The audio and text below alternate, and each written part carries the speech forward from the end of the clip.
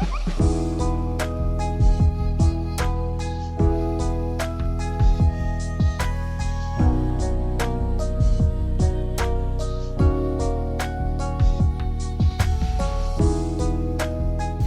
welcome back. My name is Claire. I hope you're doing well. Today we're going to be talking about some spring and summer reads, some books to get you in the summer spirit. So we're just gonna get right into it. The first book I'm going to be talking about, which I had to find a way to put this in a video because I read Happy Place by Emily Henry a couple weeks ago now, and this book broke me in the best way. I want to start out with saying this is not like a lighthearted cutesy romance. I feel like Emily Henry's books are a little bit like false advertised, because the only book I feel like of hers that was more of a lighthearted romance was Book Lovers, but even then I think her writing kind of veers into literary fiction more than romance. In this book especially, the romance is almost like a subplot of this book in the background of like so many different themes.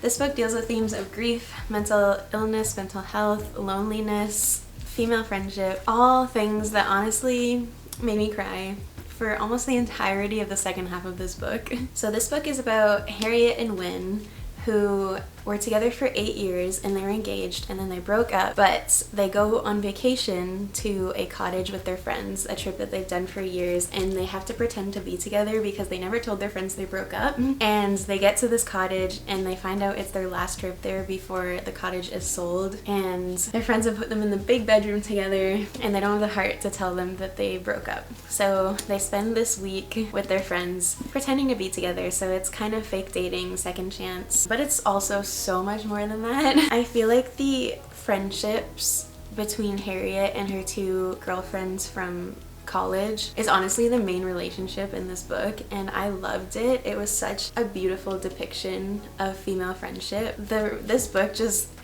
like, it hit me so hard. I don't even fully know why. I think part of it kind of deals with the loneliness of adulthood and seeing your friends less and less and kind of realizing that's just the new normal because everyone is busy and has things going on and is at different stages of life. And that hit me really hard as someone that just started working full-time out of school, and it being like a really big change. And this also, the pain that Harriet and Wynne feel when they're like in the same room is honestly a little bit hard to read. I think if you've ever been through like any sort of breakup, this is gonna hit really hard in that aspect too, because you can tell how much these people love each other and care about each other, but they're so hurt. This was so beautifully poetically written.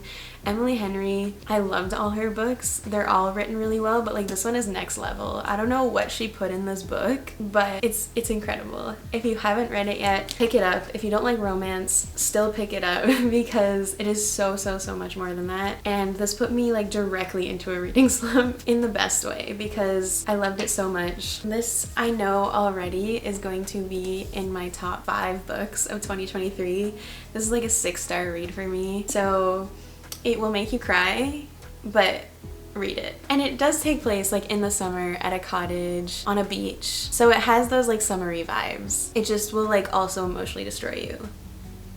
So yeah. The next one is The Summer of Broken Rules by K.L. Walther. This book is so cute. It was everything I wanted out of a romance. Our main character Meredith is invited to her cousin's wedding at Martha's Vineyard, where her family has gone to vacation for years and years. And right before the wedding, her like long-term boyfriend breaks up with her, so she ends up going to this wedding alone. And it's also the first time her whole family is back together since her sister passed away the year before. So she's kind of dreading this whole experience. But she gets to Martha's Vineyard and her family has this tradition of playing like a ginormous game of assassin. So they end up playing that like for the whole week leading up to the wedding with all the bridesmaids, the groomsmen, all the guests. And that alone is such incredibly fun plot to read. And this all takes place like in the summer, Martha's Vineyard, by the water, in like cottages, and the summer vibes are so strong. During the giant game of assassin, Meredith ends up teaming up with one of the groomsmen named Wit. And you know, she's gone through all these things. She's like, I can't fall for a groomsman, but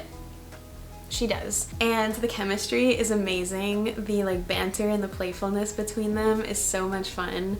I flew through this book. I highly recommend reading this one if you haven't already. It's a closed door romance, so it's very PG-13, but it's super cute and very summery.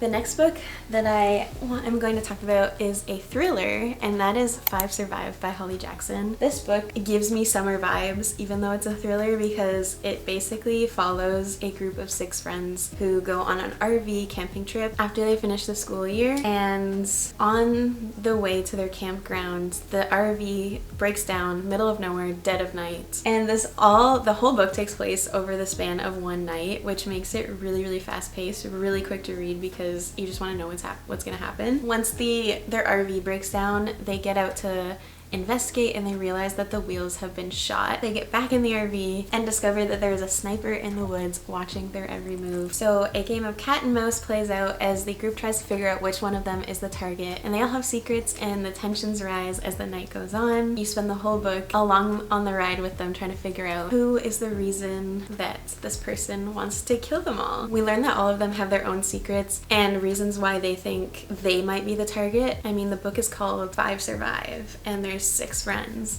so you can guess where it's going. The next book is another romance, which is Better Than the Movies by Lynn Painter. If you watched my reading wrap-up video, I talked about how much I loved this book. It pulled me out of a reading slump. It's so cute. The book follows Liz, who loves romance movies, and her childhood crush comes back to their high school, and she sees this as her opportunity to have her own romance movie ending, happy ending. So she enlists the help of her annoying neighbor Wes, who has picked on her all of their life, to get to know this guy again and get him to ask her to prom. But as Liz and Wes scheme to get Liz her magical happy ever after, she kind of finds out that she actually really likes spending time with Wes, and they continue to grow closer, and Liz kind of re-examines everything that she thought she knew about love, and it makes her rethink her perception of what her own happily ever after might look like. So there's so many cute moments in this book. The build-up of the relationship is amazing. The banter is so cute. This is a book that will give you butterflies. It takes you back to like being in high school, having a crush on someone.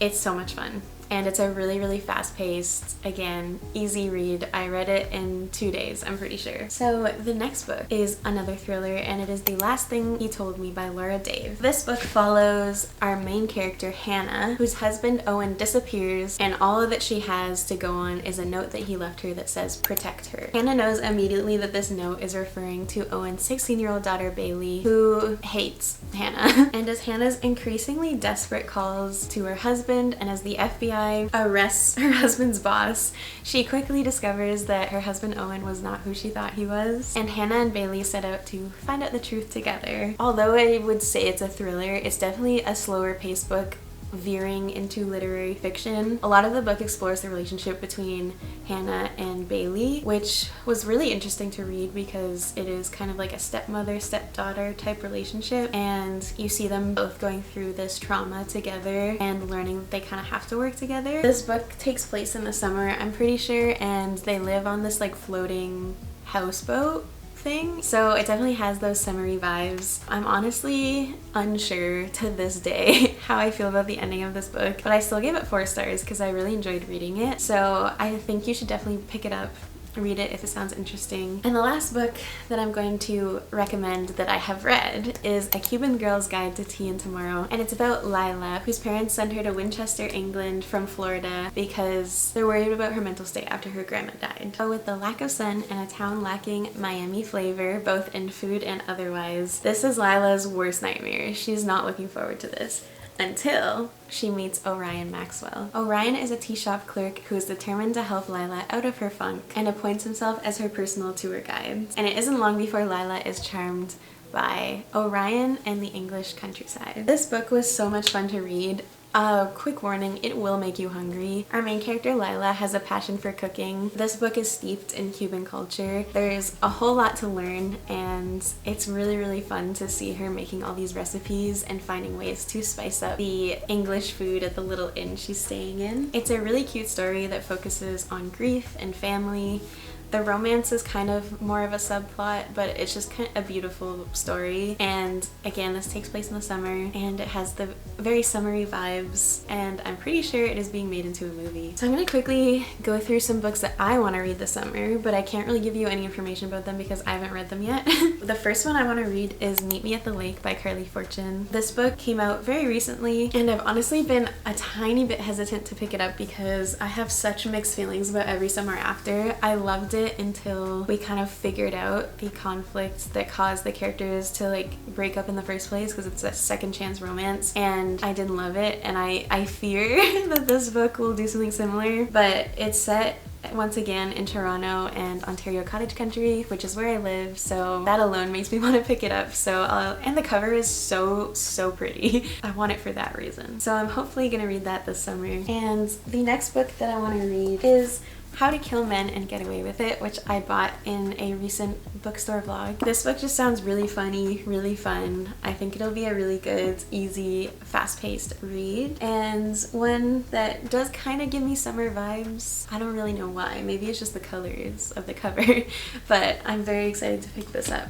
and I'll definitely do a reading vlog on this in case anyone else is interested in hearing about this book with kind of an insane title. And then another book I want to read is The Love Wager by Lynn Painter. I just talked about Better Than the Movies. Loved that book. I really want to read one of her adult romances. So I believe it's like kind of a sequel to Mr. Wrong Number, like in that it's the same universe but different characters. I don't know if I'll read Mr. Wrong Number first, but The Love Wager is basically about two people that are looking for love, and they match on a dating app and they decide that they're gonna create this wager to see who can find love first, because they're looking for it everywhere but with each other, which just sounds really cute and really fun. So that's high up on my list. The next thing I want to read is A Ballad of Songbirds and Snakes. The movie's coming out, I believe, in November, so I want to read it before then, and I'm just really excited to read this. I know it's going to be amazing. I love that Suzanne Collins came back like 10 years later with this. I also might reread The Hunger Games before I read this, but not really a summery book, but there was some shots in the trailer where they were like jumping in the lake and stuff, so it could be summery. And then the last book I have that I want to read this summer, which is also not a very summery book, but it is The Maid by Nita Prose. It sounds really good. It's a thriller about a maid who finds like a high profile guest dead in his room, and it's a murder mystery, and I think this will be just a really easy, fast-paced read. And I think because I read The Housemaid, which I honestly thought they were the same book until very recently, Sitting in the Sun Outside, I now associate like this style of book with summer. To me, it is a summer read. So those are all my book recommendations slash books that I want to read this summer. Let me know what books you want to read this summer down below. I would love to have some more recommendations, and hopefully you enjoyed the video, and I will see you in the next one.